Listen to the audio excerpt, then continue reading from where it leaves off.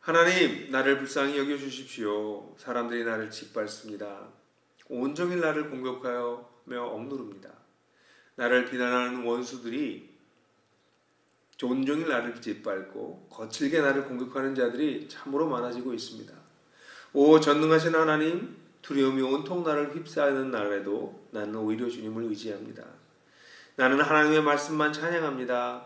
내가 하나님만 의지하니 나에게는 두려움이 없습니다. 육체를 가진 사람이 나에게 감히 어찌하겠습니까? 그들은 온종일 나의 말을 책잡습니다. 오로지 나를 해칠 생각에만 골몰합니다. 그들이 함께 모여 숨어서 내 목숨을 노리더니 이제는 나의 걸음걸음을 지켜보고 있습니다. 그들이 약하니 그들이 피하지 못하게 하여 주십시오. 하나님, 문 민족들에게 진노하시고 그들을 멸망시켜 주십시오. 나의 방황을 주님께서 헤아리시고 내가 흘린 눈물을 주님의 가죽 부대에 담아 두십시오. 이 사정이 주님의 책에 기록되어 있지 않습니까? 내가 주님을 부르면 원수들이 뒷걸음쳐 물러갈 것입니다. 하나님은 나의 편이심을 나는 잘 알고 있습니다. 하나님을 의지하여 나는 하나님의 말씀만 찬양합니다. 하나님을 의지하며 나는 주님의 말씀만 찬양합니다. 내가 하나님을 의지하니 내게 두려움이 없습니다. 사람이 나에게 감히 어찌하겠습니까? 하나님, 내가 주님께 서원한 대로 주님께 감사의 제사를 드리겠습니다.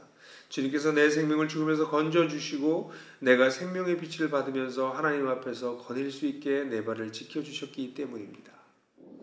이게 참 번역이라고 하는 거의 한계예요. 또 이 시가 너무 오래전에 쓰여졌잖아요. 지금부터 뭐 거의 3000년 전쯤 쓰여졌다고 봐야 되는데 그 아주 고대시죠. 그럼 고대시를 오늘 우리가 읽을 때 거기에 약간의 한계가 있는 거는 당연한 겁니다.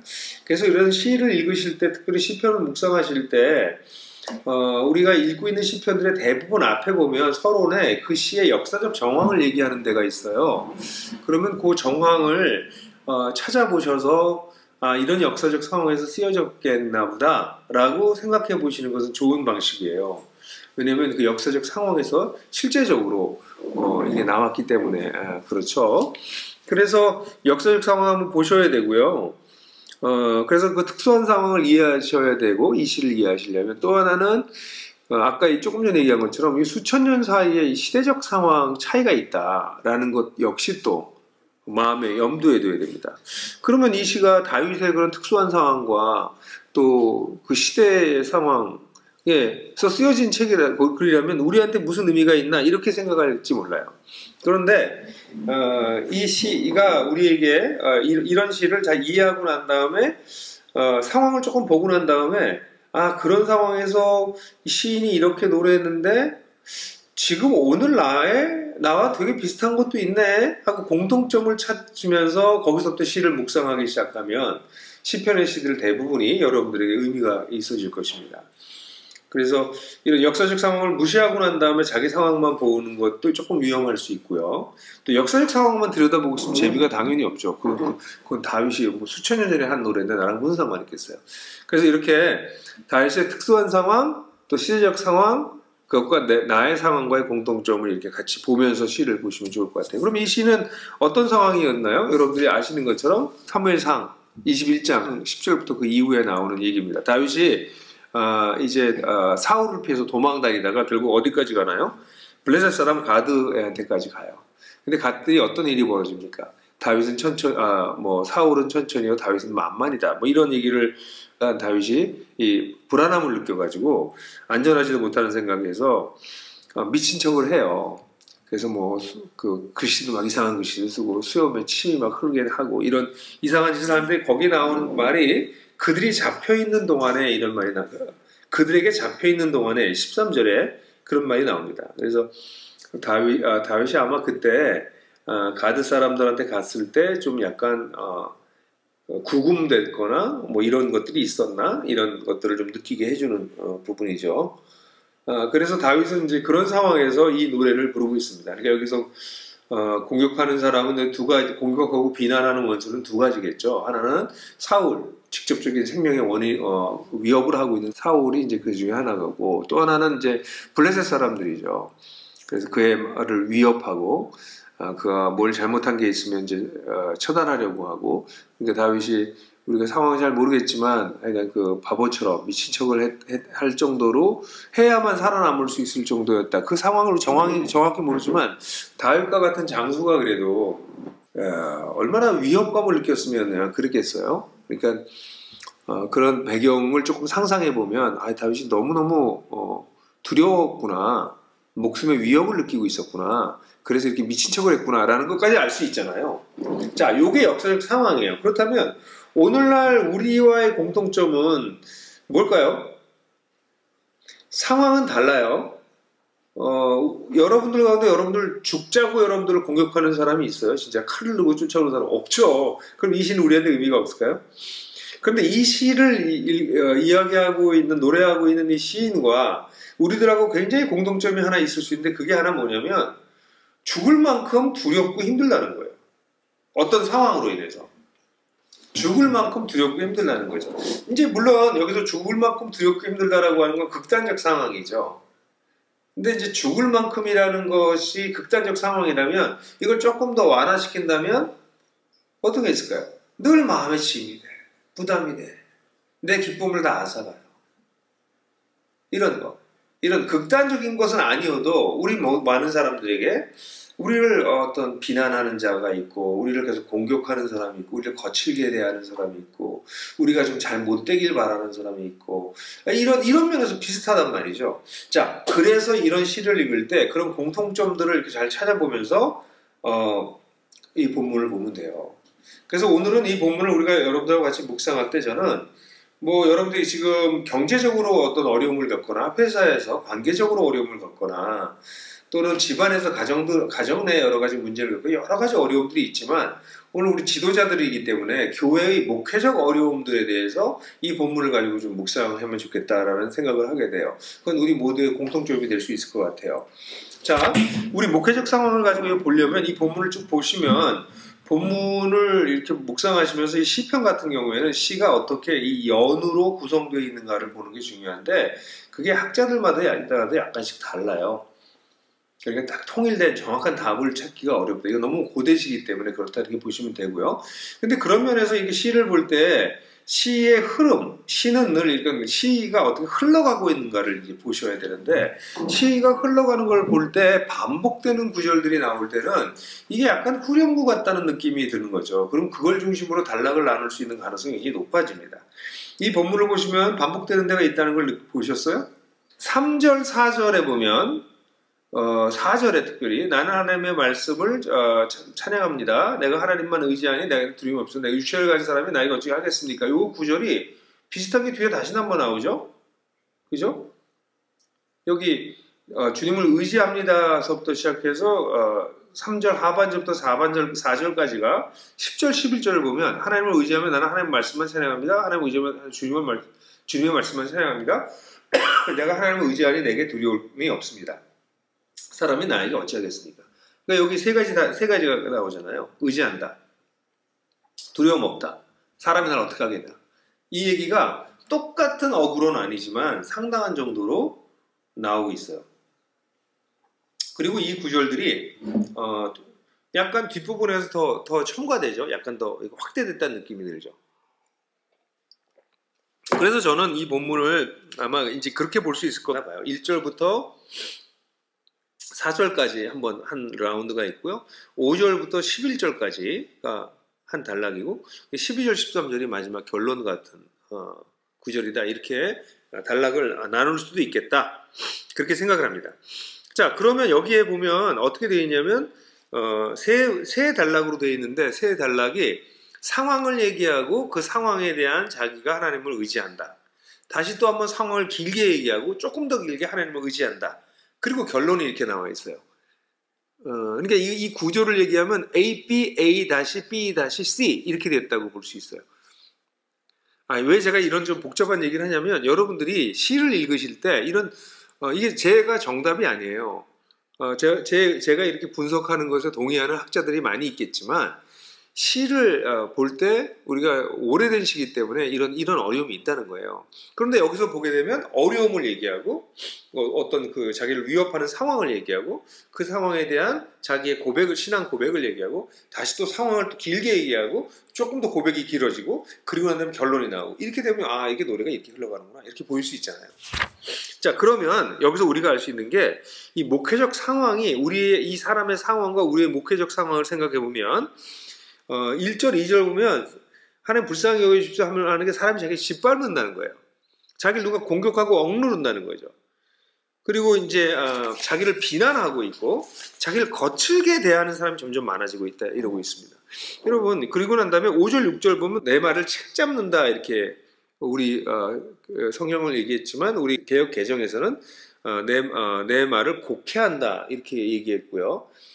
영어 성경 NIV 성경엔 트위스트 했다고 해요. 말을 이렇게 비꼬았다 이렇게 꽈버렸다 이렇게 얘기하고 있어요. 그리고 나의 해칠 생각에 골몰한다. 여기는 모든 생각이 악하다 이렇게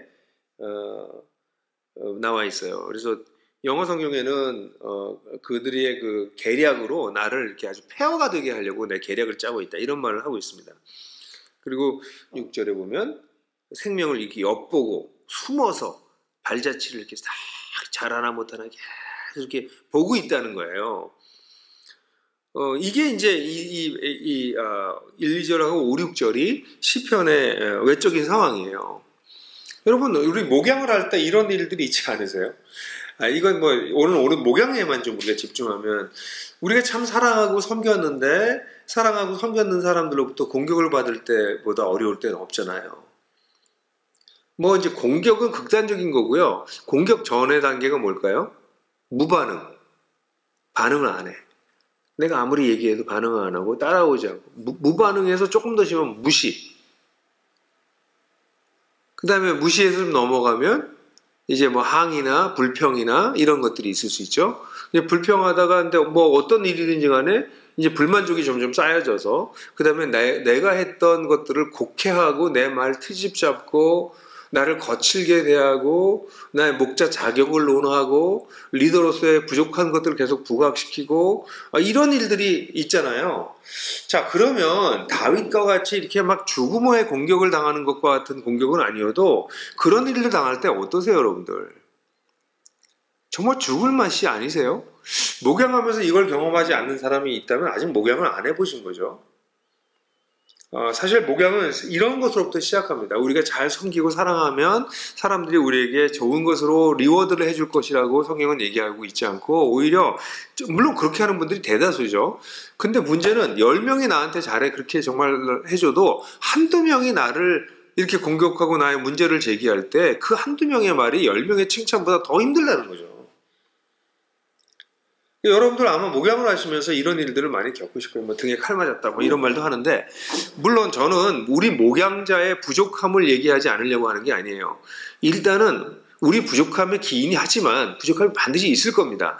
우리가 100% 문제가 없는데 이러지는 않을 거거든요. 빌미를 줬던 문제가 있는 게 우리 부족한 게 있을 겁니다. 그럼에도 불구하고 이런 무시, 그러니까 뭐 무반응, 무시, 불평, 항의, 공격, 그 다음에 배신까지 이거 굉장히 긴 스펙트럼의 일들을 우리가 사람들을 섬기다 보면 이런 외적인 조건이 일어난다는 거죠. 이 외적인 상황이. 근데 이런 외적인 상황이 일어날 때 우리의 내면이 어떠냐면 3절을 보면 두려움이 온통 나를 휩싼다는 거예요. 근데 두려움이 확, 물론 분노도 여기에 있죠. 여기 보면 온종일 나를 공격하여 억누릅니다. 이런 1절 같은 경우에 온종일 나를 짓밟고 나를 거칠게 공격한다. 이런 거 하면 반응은 일단 분노가 나오죠. 어떻게 나한테 이럴 수가 있어. 내가 어떻게 했는데 네가 어떻게 나한테 이래. 이러면서 분노할 수 있다는 거죠. 그리고 또 하나 이 시에서 아주 중요하게 나오는 정서 중에 하나가 두려움이에요. 두려움. 분노와 두려움이 같이 나타나는데 두려움이 온통 나를 휩싸는다. 3절에 그렇게 얘기했어요. 두려워하는 날에는 그냥 영어 성경에 When I'm afraid 또 세 번의 개역 성경에서도 내가 두려워하는 날에는 이렇게 표현합니다. 내가 두려워요. 내가 목자로서 실패하는 게 아닐까. 여러 두려움이 있지 않아요? 내가 저 사람 놓치는 게 아닐까. 우리 가정교회 식구들이 나를 무시하지 않을까. 또 내가 또 우리 다른 목자들하고 비교할 때 나는 좀 내가 목양을 잘못한다고 사람들이 얘기하지 않을까. 이런 두려움들이 있을 수 있죠. 그죠? 두려움이 내적인 상황. 그러니까 외적인 상황을 제가 먼저 말씀드렸고, 두 번째는 내적인 상황이 이런 두려움으로 휩싸인다는 거죠. 또 8절을 보세요. 8절을 보면 나의 방황을 주님께서 헤아리시고 내가 흘린 눈물을 주님의 가죽부대에 담아두십시오. 이 사정이 다 주님의 책에 기록되어 있지 않습니까? 이렇게 나와 있어요. 나의 방황, 나의 유리함이라고 이렇게 표현했습니다. 여기서 나의 방황, 여기서 원더링이라고 영어로는 이제 방황이라는 단어가 의미가 더 막 강한 것 같아요. 그러니까 지금 다윗이 막 돌아다니잖아요. 쫓겨서 도망다니고 있잖아요. 그걸 잘 기억하셔달라. 근데 사실은 여기서는 이건 외적인 것으로도 볼 수 있지만 저는 이걸 내적으로 표현한 이유는 사실은 이렇게 돌아다니는 것보다 우리 내면의 방황이 더 큰 것 같아요. 우리 목자하다가 그만두고 싶은 생각 들지 않으세요? 저놈에게 내가 한번 좀 복수를 해야 되겠다 이런 생각이 드는 생각이 들 때 없으세요? 저는 초기에 목양을 오래 하다 보면 어떤 공격을 당해도 이걸 그러려니 하는 짝으로 이제 여러분들 이제 성숙하실 거예요. 성숙해도 어떤 때는 이게 확 올라오는 게 있거든요. 근데 초기에는 이 확 올라오는 게 더 심하죠. 내 속에서 내가 왜 목자가 또 이런 생각을 하나 주님처럼 사랑해야지. 그런데 정말 한번 혼을 좀 내주고 싶기도 하고 나도 좀 한번 해대고 싶기도 하고 실제로 해대기도 하고 실제로 목자들이 또 좀 부족하면 어떤 왕따도 놓고 막 이런 일을 하는 게 다 방황이에요. 그 내적인 방황이 심한 거죠. 그 방황을 헤아리시고 그리고 이런 상황에서 우리가 눈물을 흘립니다. 근데 그 눈물 흘림을 여기 가죽부대에 담아달라. 여기 우리 개혁성경엔 주의 병에 눈물을 주의 병에 담으소서. 이렇게 눈물 담는 병에다 이렇게 담아주소서. 내 눈물의 양을 이렇게 모아놓는다는 거죠. 얼마나 많이 흘렸습니까? 이게 시적인 표현이죠. 그리고 난 다음에 말하는 게 제 사정이 주님의 책에 기록돼요. 그러니까 이게 뭐냐면 제가 겪고 있는 이 큰일을 주님이 다 알고 계십니다. 그러니까 여기에서 굉장히 중요한 게 뭐냐면 우리 내적인 상황이 굉장히 고통스럽고 눈물을 흘리고 방황하고 그렇다는 건데 여기 중요한 거는요. 여기 내면적 성찰이 여기 있어요. 나의 부족함도 하나님 앞에 다 기록된다는 거예요.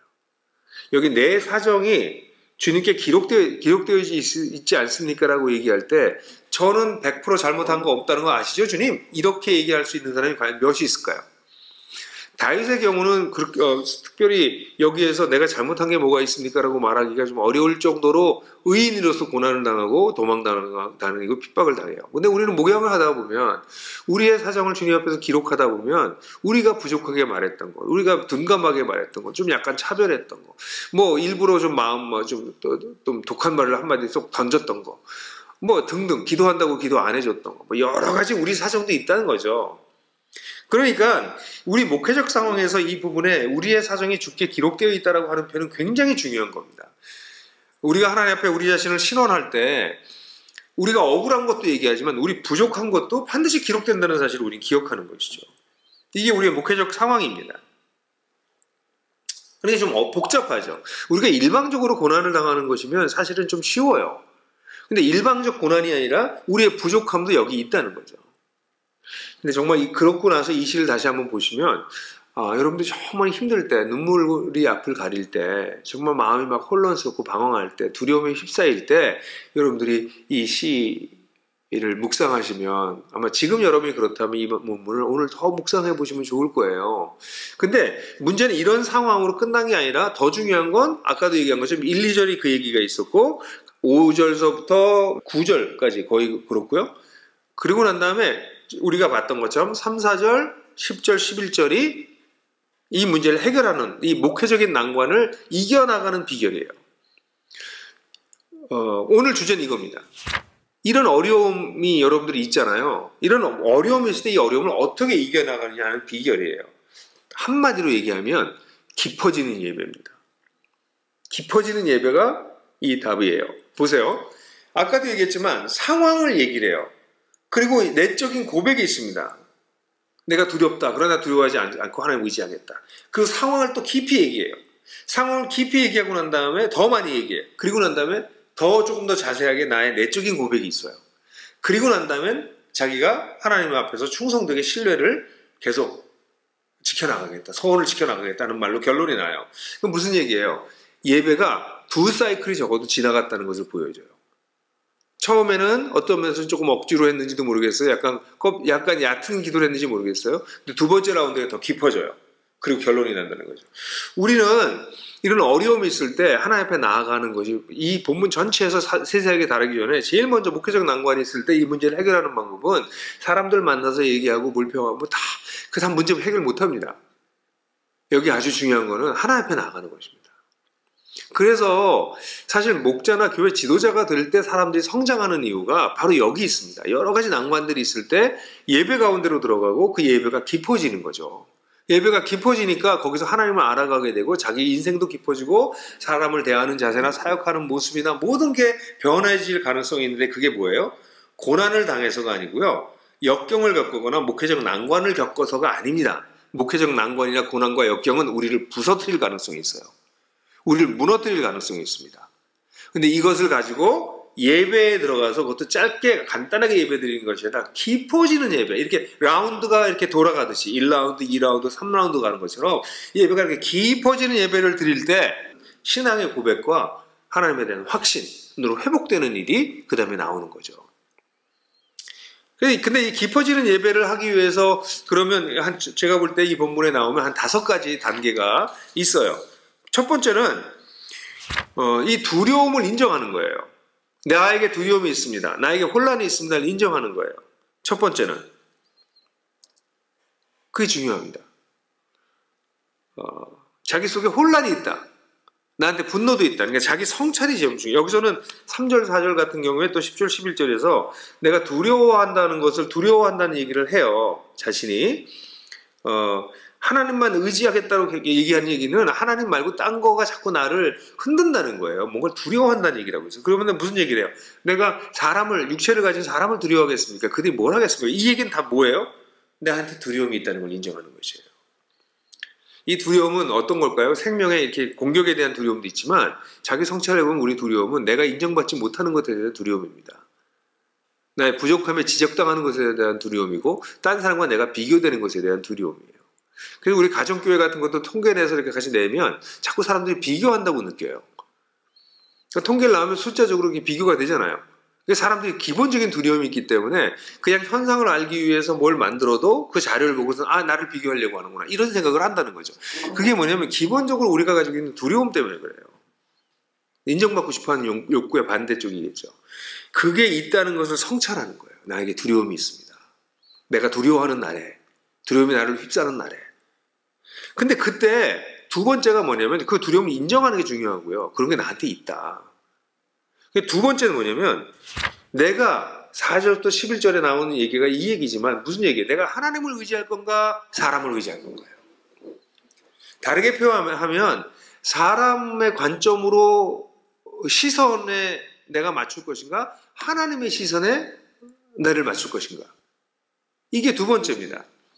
근데 우리가 기도하기 전에는 우리의 시선은 누구에게 맞춰져 있냐면 사람에게 맞춰져 있어요. 사람들이 나한테 어떻게 하나.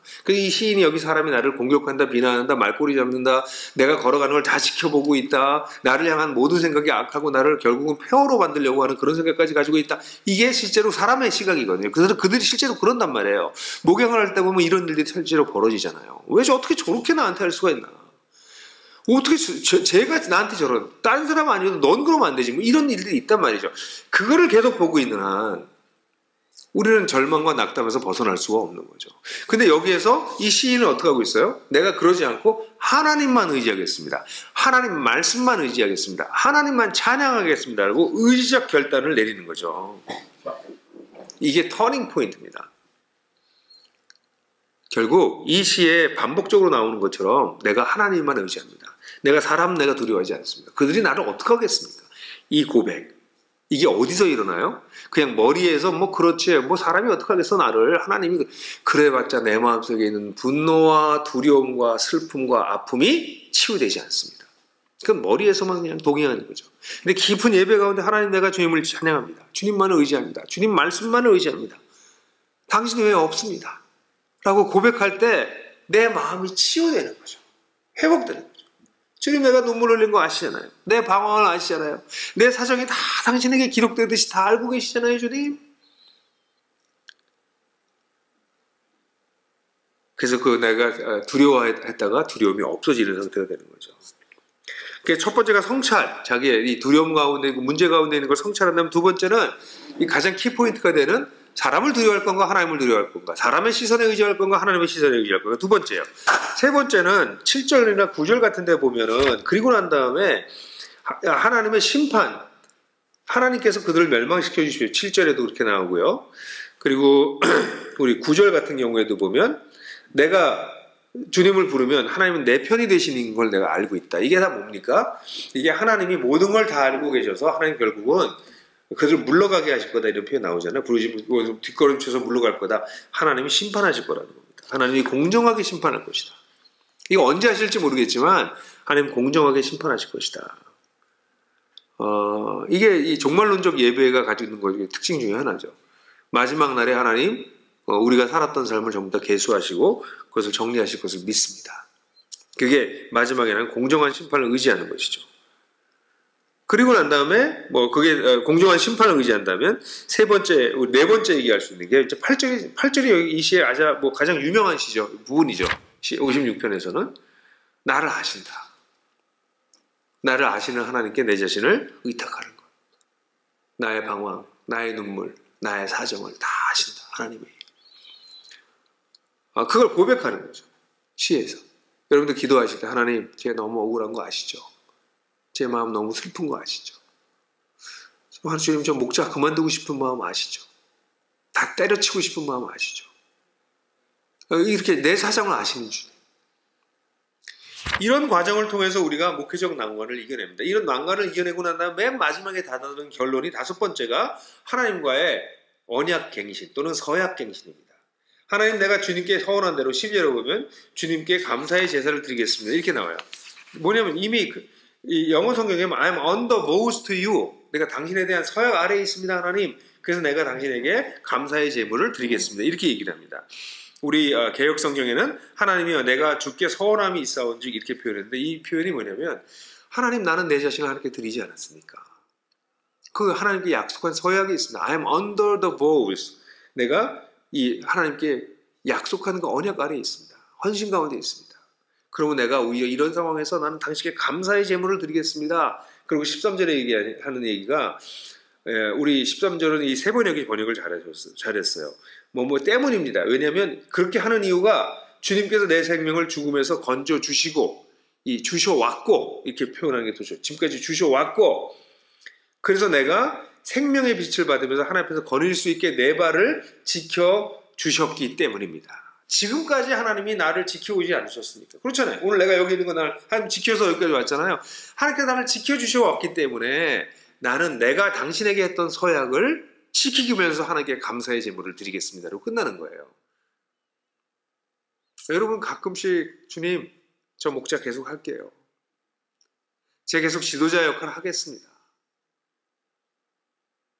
제가 계속 사람들을 섬기겠습니다.